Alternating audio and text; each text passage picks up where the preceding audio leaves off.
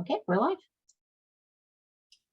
Great, thank you, Erin. So I'm Liz Poland, I'm STC CEO, and I'm here today to talk about certification. We're just having a casual conversation about STC certification program, the CPTC certification, and we're here really just to answer your questions. I'm joined today by Dr. Craig Baer, who is our chief examiner and has been very instrumental in writing the exams and helping us get each level of the certification ready.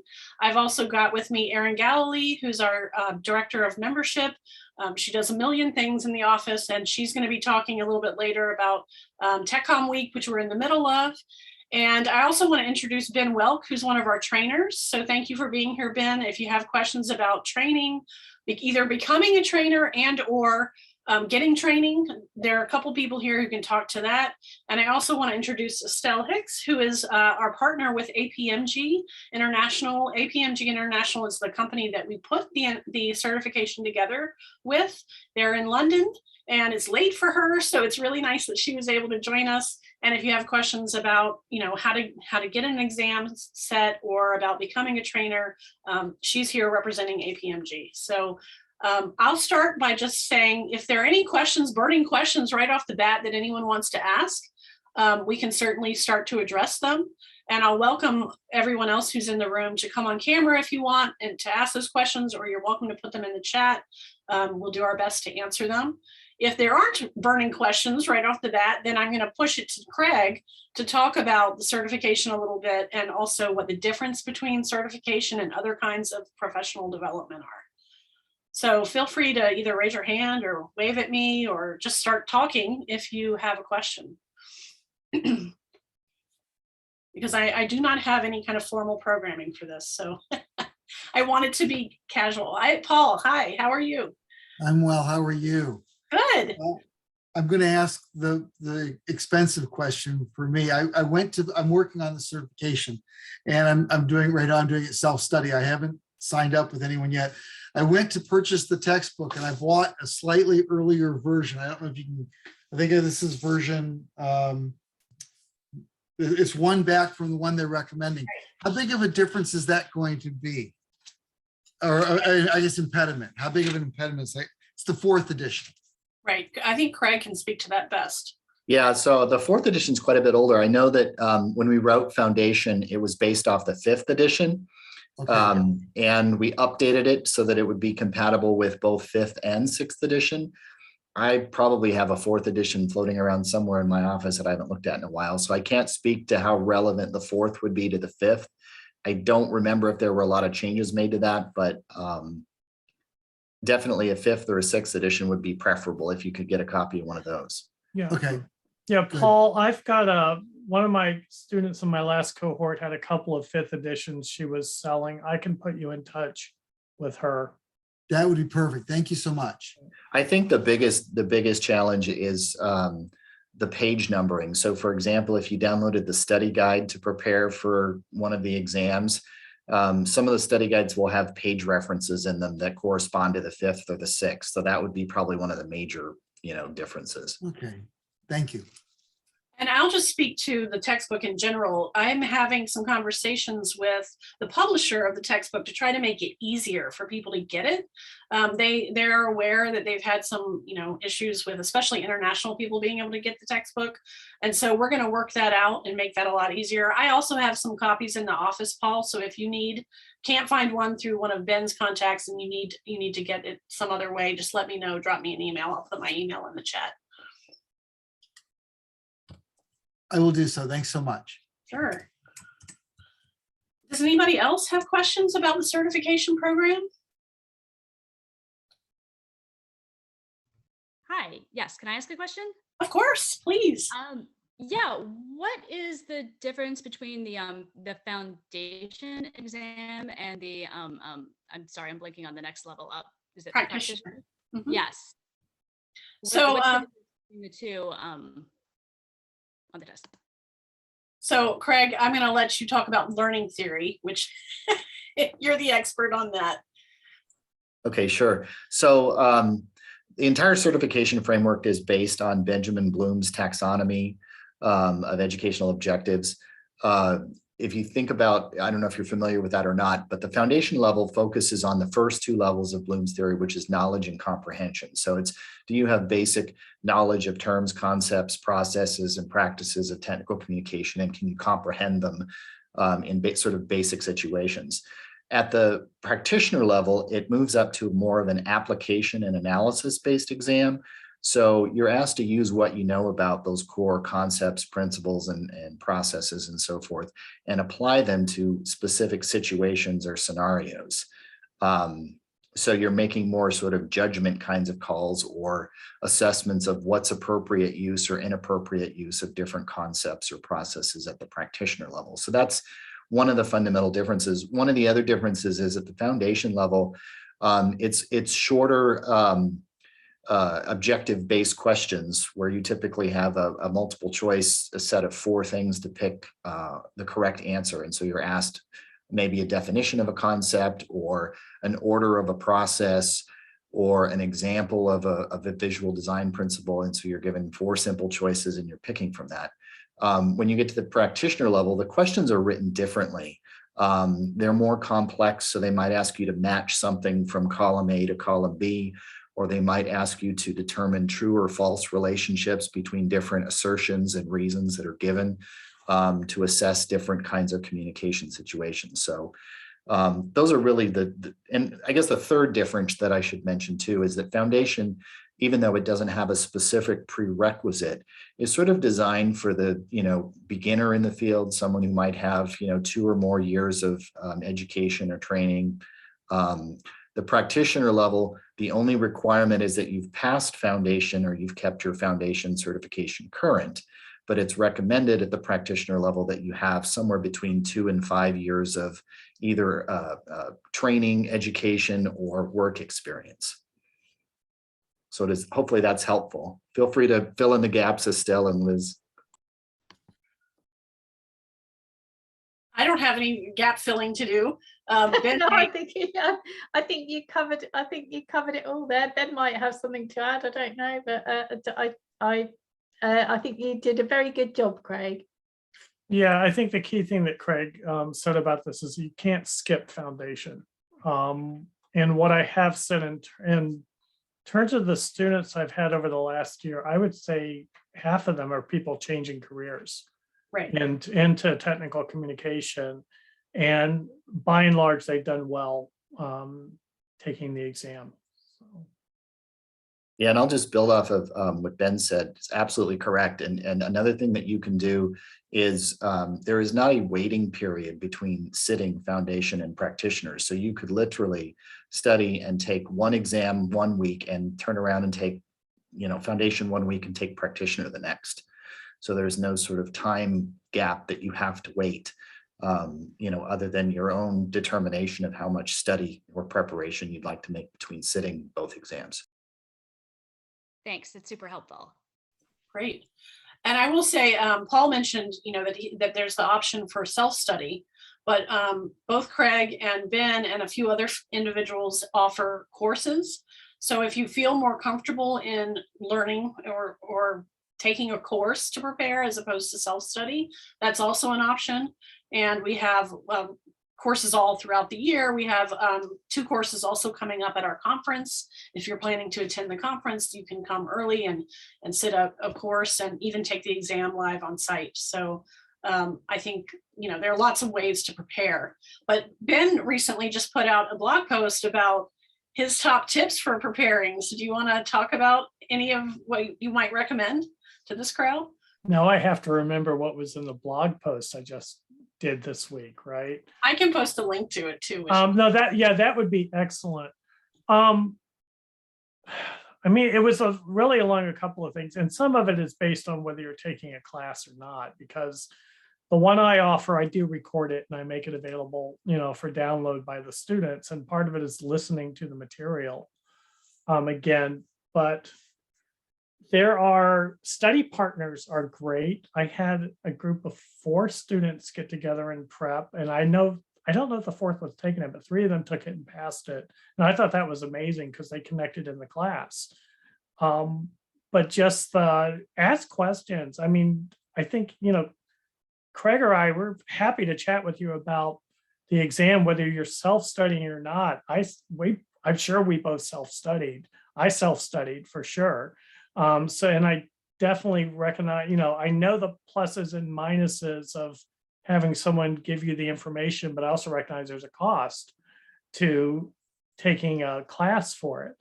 But a lot of it really has to do with just learning their genre types or different structures to those genres, understanding what is in each one. And foundation is I think it's quite doable. You just have to put the time in and make sure you know the information. And that's not a very good top 10, but the blog post is a little more succinct. So. Well, and you started a Slack group as well, where people that's also available for anybody to sign up for as well. So if you want to connect with other people and study together, I think that's a really great way of self-study. You can quiz each other, sort of. Any other questions from anybody who's here today for us about certification? This is really just casual conversation. We're willing to answer any questions you have, so just let us know.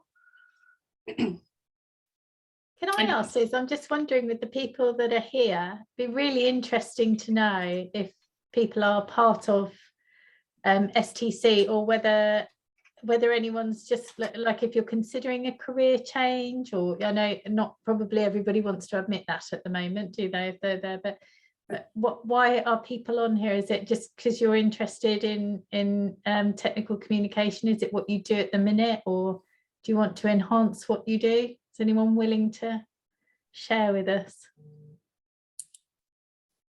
One's a bit shy. I see I'll share.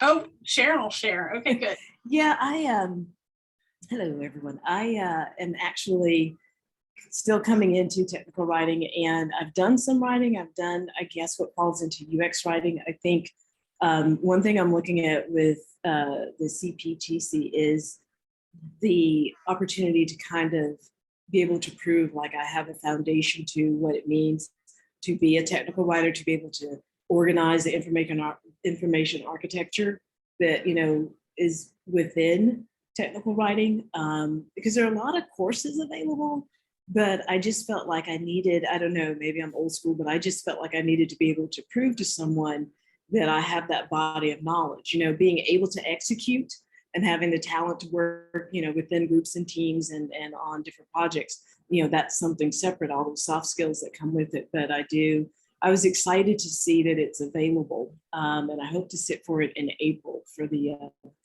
foundational level. Great, thank you, Sharon. I saw Paul come off mute. Did you want to say anything? I'm actually a reasonably experienced tech writer.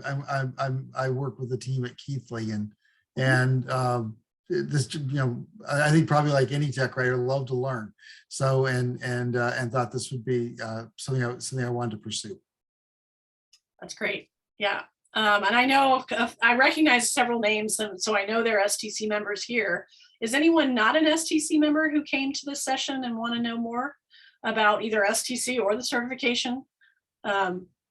Would love to hear from you. Otherwise, I'm going to start calling on people.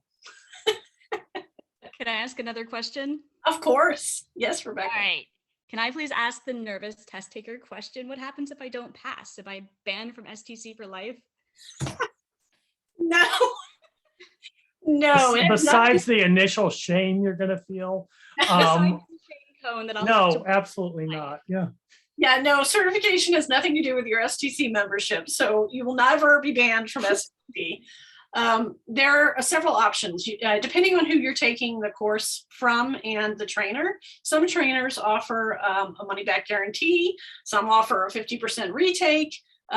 Otherwise, you can take it as many times as you need to pass. It's not like you get a one and done.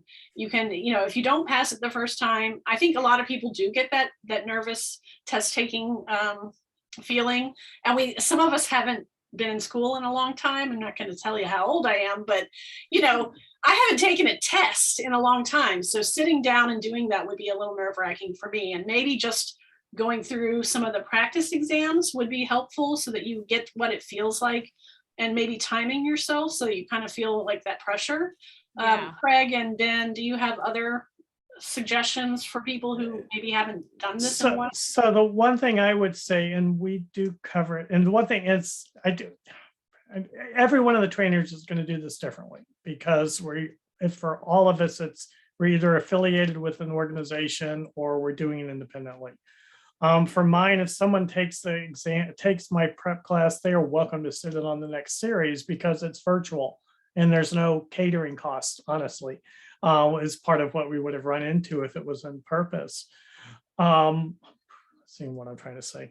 But generally, there is anxiety around the test, and there's anxiety around the fact it's proctored electronically. Nat is on this call. I know she hasn't said anything yet, and I think Nat's here because she wants to find out about becoming a trainer, because she has passed the exam. But Nat, were you willing to talk about your test experience? Because I have her share that with my class, because she has a very interesting story around it. But there's going to be some technical problems initially getting set up. It's just the way it works and not letting it throw you. Yeah, and I definitely preparing in advance, reading what ProctorU says about getting your space ready, getting, prepared to take the exam. We definitely, just like any technology situation, we have people with glitches sometimes, and we can always rebook or reschedule it if something happens and it just totally throws you off. So Nat, I don't know if you heard Ben, and if you want to come on and tell us your experience. Yes, hi. Hi. Hi, what specifically would you like to know?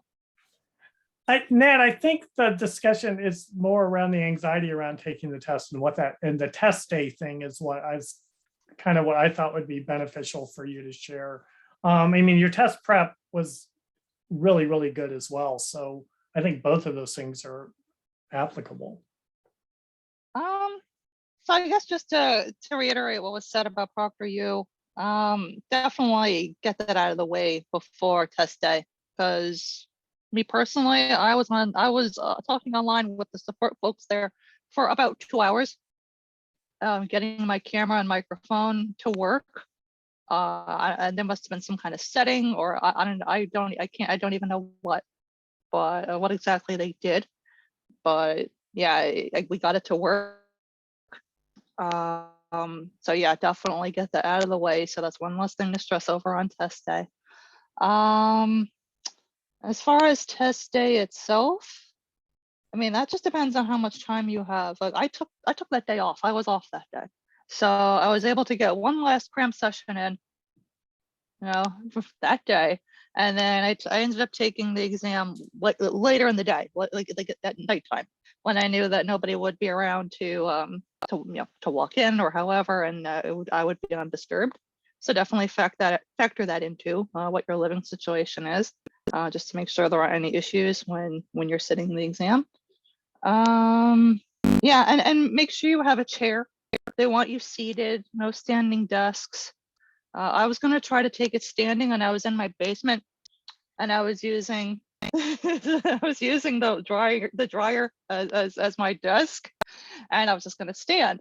But now they want you seated. I don't know why. They insist on having you in a chair. So I had to make a makeshift chair out of things in my basement. I ended up taking the recycling bin that was full, and then so I couldn't flip it over. It was full. So I had to drag that over and then put cardboard on top of it, and I was able to sit on that, and then that was good enough. So just to spare yourself the trouble and just get a chair and be ready to sit in it during the exam.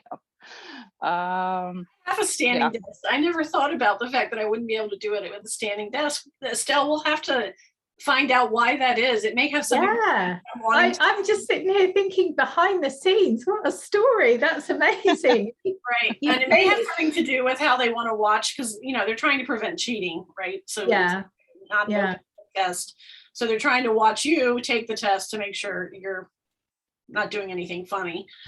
So maybe standing has something to do with that. We'll have to ask them. That's interesting. But yeah, I have a standing desk right here, so I would not have known I couldn't do that. So thanks, Nat. That's really helpful. Yeah, no worries. And you clearly got, even though you were lower down on your seat, you clearly got an elevated score if you're thinking of being a trainer, Nat. So congratulations to you. Well done. Oh, thank you very much. thank you. Thank you. I appreciate it. But I had a great trainer. I took Ben's class, so I can recommend him personally. So endorsement for him.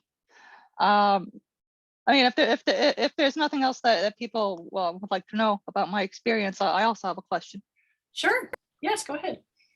About the practitioner exam, I see that we rolled that out pretty recently, within the past 6 months or so. Do we have an idea of the pass rate for that? Because I don't think very many people have taken it, so I'm just wondering what the early results are there. So I want to say we have about 10 people who've taken it thus far, and the results are about 50% have passed. And that's low at this point, but that's also because until most recently, we didn't have any courses for it. So people were going in with self-study. And now that Craig is offering a course on practitioner, I expect that to increase quite a bit. But we're going to keep an eye on it. I mean, that's what we always do. APMG is there with standards to check the exams and make sure there aren't any questions that are causing an issue, that the pass rate, continues to go up. So, that's where it is. I think for some people, it's a very different exam. And I know Craig can speak to the question types. Some of you joined after he already talked about this, but the question types are very different from foundation. And that may be one of the things that throws people a little bit. I haven't taken it. I've read it. I can't take it. Craig, do you want to talk about the question types a little bit? Yeah, so I'll just kind of reiterate a little bit of it, but so there's 4 different question types that are used in the practitioner exam. And so you have basically a classic multiple choice question where you're given, again, the exam is a scenario-based exam. So you're given a scenario. Sometimes you're given some supplements, document samples, design samples, whatever to evaluate as part of that background, and then asked 4 different question types. So the classic multiple choice question asks you to evaluate something based on the scenario, and you have to determine a yes or no, is something appropriate or not, and then identify with that yes or no the correct reasoning for why it is yes correct or no incorrect. There's also a matching question, which is the second question type, where you're typically given, again, some information with the scenario, and you have 2 columns and you're matching something from column A to something from column B. So column A might be a description of some data that you're asked to recommend what the best information graphic type might be for a certain kind of report. And then column B might be picking that graphic type that best corresponds to that pair. The third type of question is a multiple response question. It's similar to a multiple choice question, but you're given 5 options and you have to pick 2 out of 5 that are the best fit or most appropriate.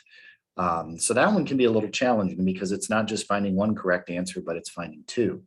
Then the last question is called an assertion reasoning question. Again, it's a pair. You get a pair of assertions and a pair of reasons. You have to determine if each of those is true or false. And then based on that relationship, does the reasoning that's given explain the assertion in some way, or does it not, or is it not a correct explanation of that assertion? Just like with any kind of standardized test, one of the best, particularly back to the point about test anxiety, one of the best things you can do is study the question types before you sit any of these exams, because that's going to give you a tremendous advantage when you get to that exam, because you're already going to be familiar with the format and what these questions look like. You can get that from the study guides that are available for free download off of the stc.org certification page. You can also get a look at what those questions look like from any of the free sample papers, sample exams, and sample questions that are available at stc.org, and also through APMG's website. They have fully live electronic versions of the sample exams that you can practice with and take. So those I think are particularly useful as well. The other big difference that I mentioned earlier at the practitioner level, I mentioned Bloom's taxonomy. Where foundation is focused on your basic knowledge and comprehension of technical communication, practitioners based on more application and analysis kinds of skills. So you're being asked based on a scenario and samples that you're given, certain situational kinds of questions, you know, for you to use your best judgment to pick what's an appropriate use of something or an inappropriate use, or what's a best fit based on the information that you're provided. For that exam, I think one of a couple of the test taking tips that I always give out in the classes that I've taught is that you want to make sure that you're not making assumptions outside of the scenario that you're given for that test. Sometimes people, you know, we all have professional experience and we all think, hey, I worked on projects that were similar or had other factors, but you have to really limit your thinking to the scenario and the samples that you're given and not to draw those assumptions outside of the scope of the exam.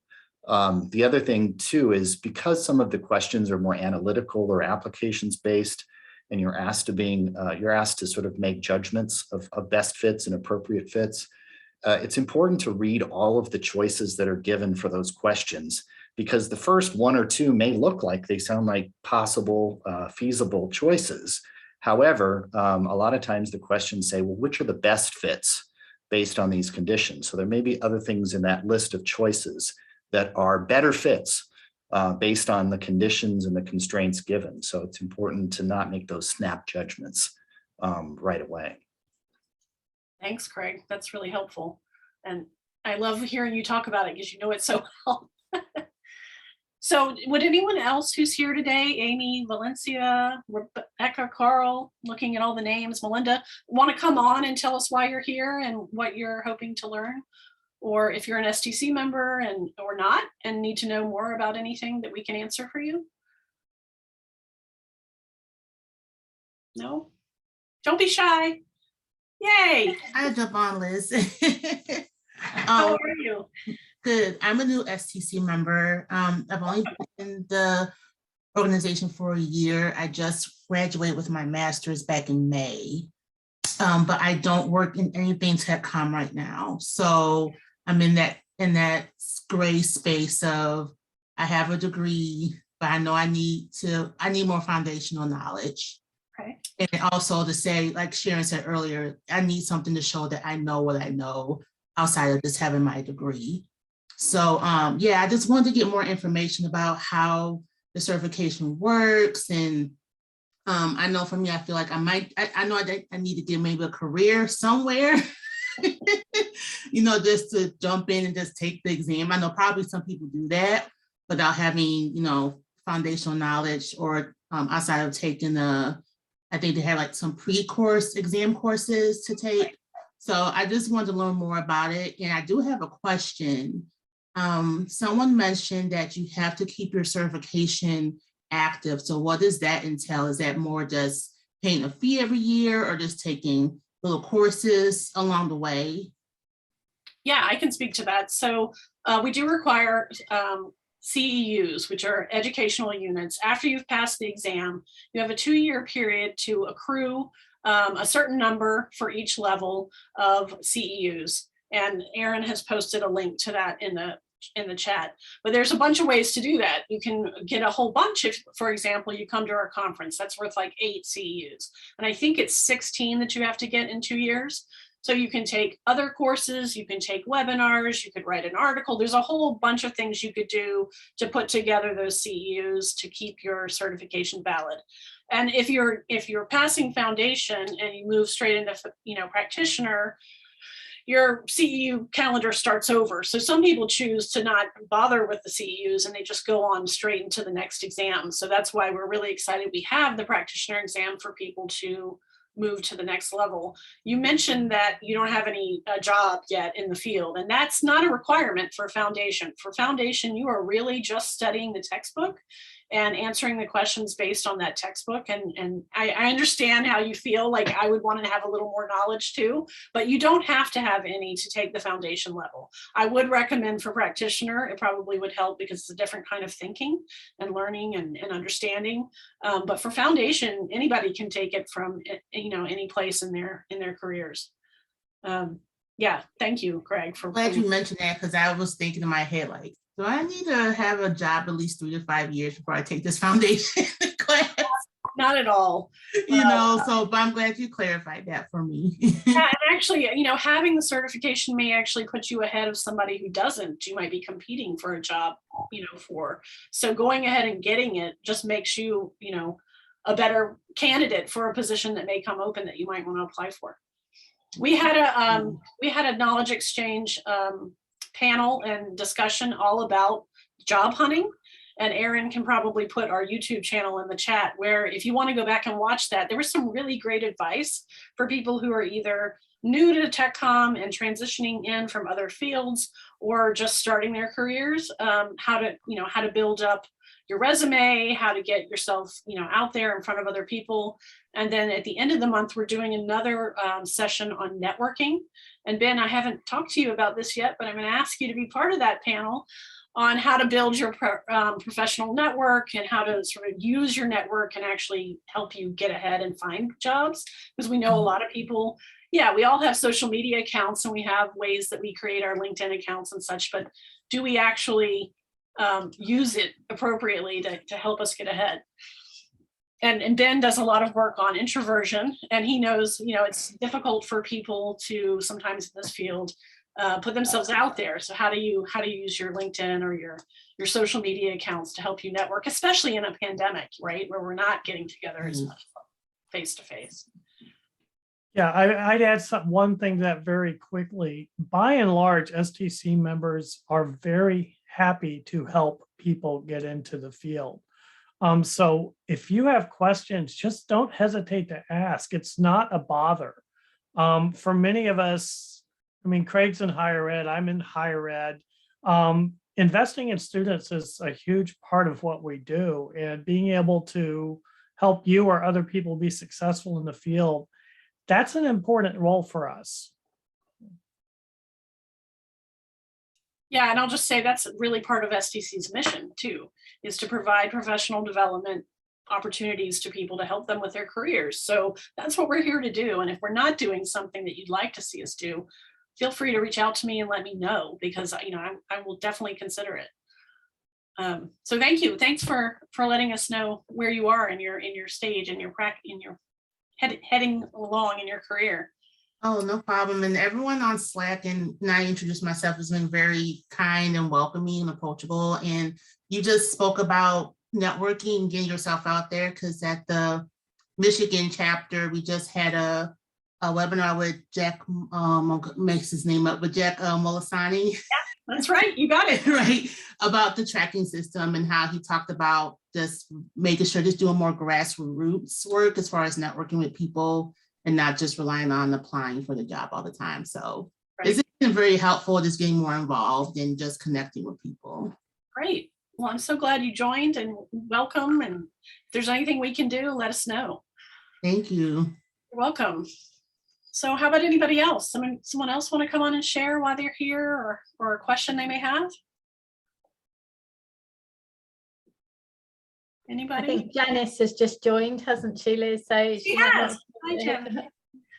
Hi, Janice. Hi, everybody. Hi. Do you want to introduce yourself briefly? Oh, I'm not going to come on camera though. Okay, that's fine. Because I am a hot mess. That's why I'm late. I'm here because I work with a lot of interns with TC Camp. Right. So I'm just kind of here to spy for them, to help encourage them for the testing and to join STC. So okay, great. I'm a spy. Spies are allowed. I was going to say, no spying necessary. We give our information freely. Anybody else have questions for us? Karl, Melinda, Amy? Want to come on and share? It's fine if you don't. I mean, we're here just to give information. Well, if you don't mind, in the meantime, while people are thinking of good things, since you talked about the panel discussions, I just want to talk to you briefly about the new member meetups that we also have on the page that I just sent. And that's just a place for you to meet other new professionals like yourselves. So if you are new to STC or have been a part of STC, but you haven't really met many of the members, you're welcome to join in. We meet twice a month, usually the second week of each month on that Monday and Friday at noon and 3 o'clock respectively, just to allow you just to meet other people like yourself. And also it's a discussion like this, so it's open. I have a little bit of information that I pass out about STC and a general description of the different programs we have, just so you can see where to plug in. But the conversation really takes its own path.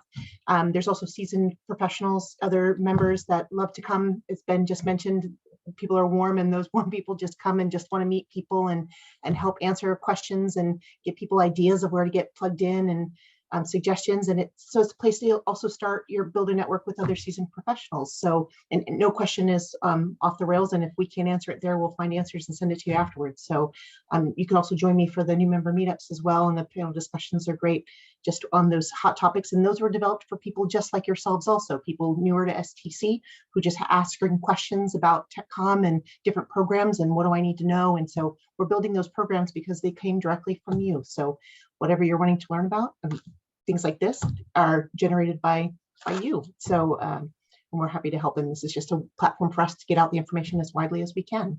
So just as an aside, for those who join in later, this is also going to be recorded. So if people, or it is being recorded. So if people want to reference this later, you're welcome to do so, as well as other things that we were discussing, like the earlier panel this week. These are all recorded so you can access. So feel free to use those and free, unrestricted.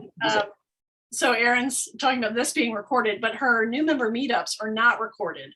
So if you want to come and ask a question you're afraid to ask here today because this is being recorded, feel free to attend one of those because we can answer questions about certification there as well, or anything about STC. So if the recording thing is what's keeping you from coming on, you know, there are plenty of other opportunities to ask those kinds of questions. Of course. And I'm also happy to meet people one-on-one, and we could just chat with whatever you need to chat about. So just the two of us. Yep. Make the silo even smaller. You talked a little bit about foundation and practitioner, but I know we're in the middle of developing expert, the final level of the certification. Craig, do you want to talk a little bit about how we envision that, what we think that will look like? Yeah, I suppose I could. We did have a previous version of it that was developed, gosh, I want to say probably close to 15 years ago is when it probably started development. And so it's sort of being redeveloped and reimagined, being more streamlined based on a singular work product in technical communication that's evaluated using a rubric by a panel of experts. You'll submit that, where the way we're envisioning it is you'll submit that along with a current resume and give a short presentation of your work with that document or that sample to an expert panel, which will be evaluated. Again, everything's based on the core 9 core competencies of professional certification, which you'll have been familiar with from foundation to practitioner level and on up to expert. I will make one note though, when you get to practitioner level, those 9 core competencies are organized. The exam is organized into 4 different sections. So those 9 collapse down into 4 categories, which we're calling the specialization areas. Project planning and analysis encompasses the areas of project planning, project analysis, and production and delivery. The second area is visual communication, which encompasses obviously the core competency of visual comm. The third specialization area is content development and organization. So it includes the core competencies of content development, organizational design, and content management. And then finally, the 4th area of that practitioner framework exam is writing and editing strategies, which includes written communication and reviewing and editing core competencies. Similarly, when we get to the expert level, those same core competencies are used and will be similarly organized into 4 sections. So your document sample and your materials will be evaluated in terms of your ability to demonstrate expertise in those 4 areas. So the way we envision it is like an interview. You submit a document and then you have an interview with a committee subject matter experts who are going to evaluate your document, ask you questions about it, and understand how you put it together, what you did to do that. So it'll be very different from levels 1 and 2. From foundation and practitioner, it'll be much more hands-on and interactive with a panel, which I think is kind of exciting. So it's a very different, it's not so on your own. You're really at a totally different level when you're going for expert. Yeah, and again, one of the advantages we have by partnering with an organization like APMG is that they've developed, I want to say, correct me if I'm wrong, Estelle, but over 80 different certification products for different organizations and at all levels. So our work with them, we have the benefit of using that established framework that they've used for many other professional disciplines. That's right, Craig. Yes, thank you. So as you mentioned earlier, they're based on the Bloom's taxonomy. So that's what sort of dictates the levels. So yeah, you're in safe hands. It's all very experienced, and we work with people like Craig is the chief examiner as well to come up with the right questions that actually ensure that you have a good understanding of the subject that you're taking the exam in. So yeah, and I believe that you also follow ISO standards for certification programs, which is something a lot of technical communicators know something about. So that's also really a good thing that we can stand behind for the exams. Correct. Thank you for doing my job for me here. You're doing a great job, guys. Keep going. All right. So I think we've talked a lot. I still want to make sure anyone who's in the room who has questions for us gets the chance to ask them. We've got about 10, 15 more minutes for the session. Anybody have questions?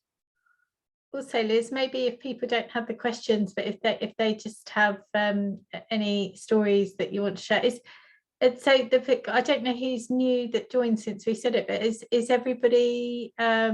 We've heard from Sharon and Valencia and Paul, but is anybody here a certified technical communicator now, or are you here to find out about becoming certified or just career change or something? Are you, Amy, might you come and say hello? Yeah. Yes, I'm so excited. I won't come on camera though, because I'm a hot mess too. So you don't have to come on home. I work from home, so I don't wear makeup or anything, and my hair is a mess. So, oh, bless you. But I've been technical writer for over 20 years at 2 different companies. I'm the sole technical writer at the company I am at now. We do software. It's for software, so release notes, all that good stuff. And I've been working on doing the certification. Just taking the test just scares the heck out of me, just because I haven't had to take a test for a long time. I won't tell you how old I am, but it's been a long time. So that, like I said, that just kind of scares the heck out of me. Well, you sound super young. Yes, you do. And, as Craig and Ben have suggested, the sample exams that we have and the live exam that APMG has, where you can practice it, like taking it in the real, almost real environment. And also, I think you were on when Nat was talking about like preparing. I think all of those things will help with that fear of the exam as much as it can. And, as I said earlier, if you fail it once, you can always go back and retake it. I mean, there's no waiting period. There's, you could take it the next day if you wanted to. I don't expect that to happen to any of you, but, it does happen to some of us, unfortunately. But the pass rate for the foundation level, if that's the one you're looking at, is much higher than practitioner, because it's been out a while. We have a lot of classes. People understand that kind of question type. We don't have as many people that fail that. In fact, honestly, the people who do not pass that exam either did not study because they thought I've been a technical communicator for years, and I don't need to look at the book or anything. I know this profession.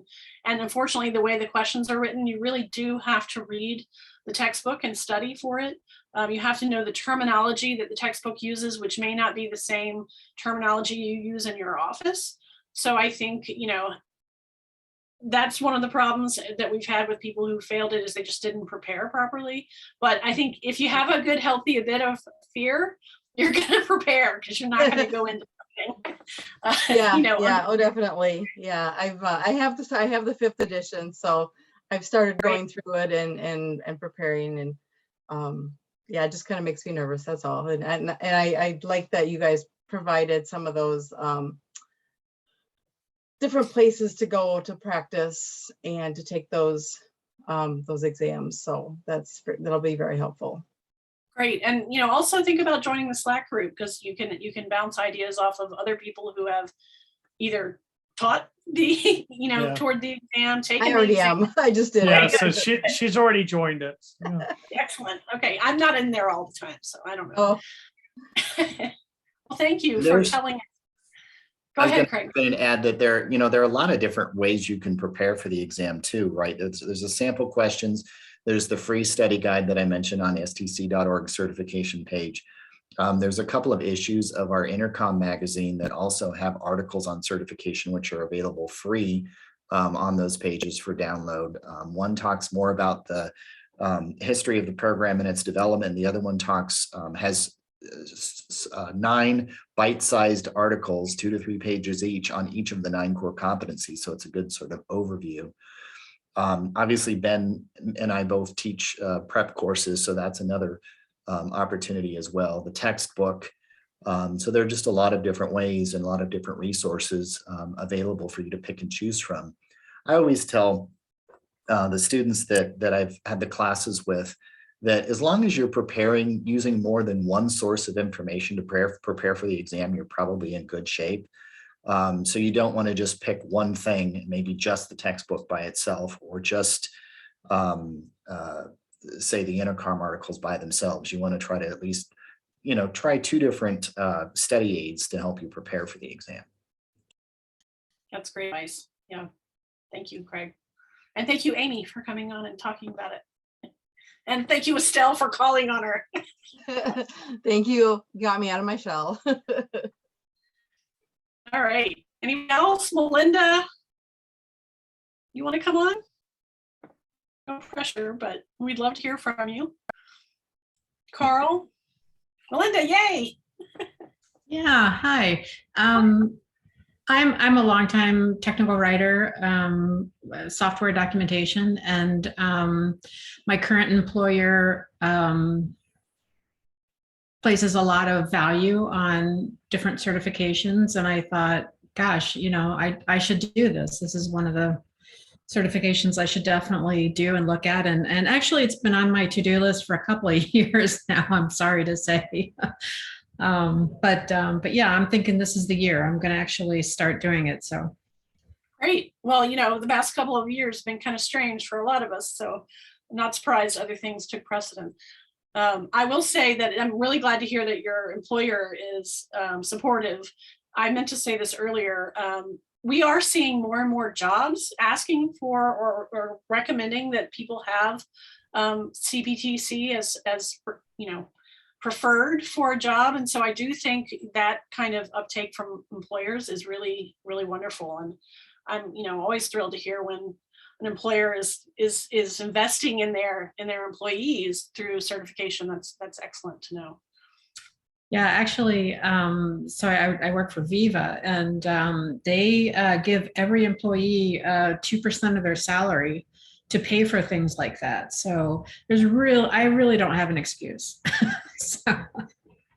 But I'm really glad, you know, that CPTC is the one you're gonna spend your 2% on. So yeah. Good. Well, we're glad you're here. And if there's any other questions you have for us, always feel free to reach out as you're studying and preparing for it. Atai, I know I've seen you in a couple of these before. Do you want to come on and speak?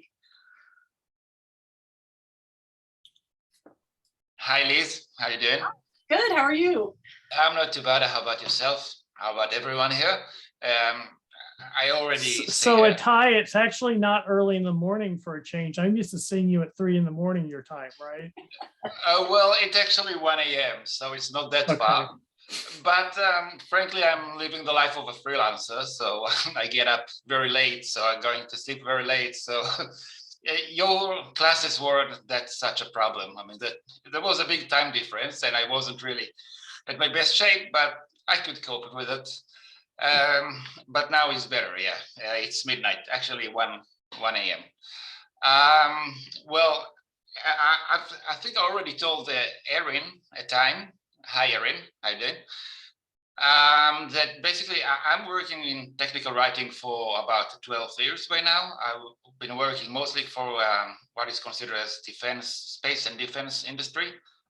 For whom don't familiar with me, I'm located in Israel. That's in the Middle East. Actually, that is where Wonder Woman came from, if I remember, frankly. Now, for the last 12 years, most of my work was very focused about one direction, one aspect of the work, and there were so many theoretical aspects of the field of technical communication that I didn't learn, or actually the technical communication class I took, the first one was about 13 years ago, so I suppose it's time to update my capabilities, my skills, to see what's new, because 13 years is quite some time. So that is why I took the class with Ben. I still didn't take the exam. Hopefully, I would take it shortly. One of the reasons I'm here is to hear, and it's part of my review. I'm just was reviewing my classes, the recordings, and now I'm here trying to listen what's new and recommendations, etc. Great. Well, I hope you take the exam soon, and good luck to you on passing. I'm sure after Ben's class, you'll do a great job. Thank you very much. Thanks for sharing with us. Oh, gladly. Okay, we have 4 minutes or 3 minutes now. Karl, I'm calling on you. Do you want to come on? Yay. Not really, but here I am. Thank you, Karl. Thanks for humoring me. Let's see. My best friend at work starts at Microsoft next week. And when she told me that she was looking for something a few months ago and told me that she had an interview with Microsoft, I was very excited, very supportive. And it really pumped me up. And I think some change could be good. So I'm just trying to figure out what I can do, and want to learn more about the certification program. I have seen it on the website for several years, and like Melinda, it's one of those things where it's like, yeah, I need to do that. And now maybe it's the time. So sorry for rambling. That's why I was on mute. I'll go back and listen. Okay, thank you for sharing your story. And yeah, I understand what you're talking about. When you see some of your colleagues get really stellar positions at some of these big corporations, it really kind of puts fire under you to want to do the same. So good for you, and good for you for thinking about your career in this way. I think that's wonderful. So I'm going to start to wrap up a little bit. I know Erin has a couple of slides that she wants to share after we stop recording, but as I mentioned earlier, I'll put my email address in here again. And all of us are available to you if you have any questions or concerns about the program, or think of something later that you'd like to ask. Please feel free to email me or stc@stc.org, which is just our generic mailbox. I know Craig has a certification email as well that maybe he'll drop in the, yep, thank you. We're available anytime, not just today or during this recording. So if you do think of something later that you wanted to ask or forgot to ask, feel free to write to us. So thank you all for attending and for coming on and sharing your stories and telling us why you were here, because that really helps us understand what everyone's doing. And so Erin, I will give it back to you now.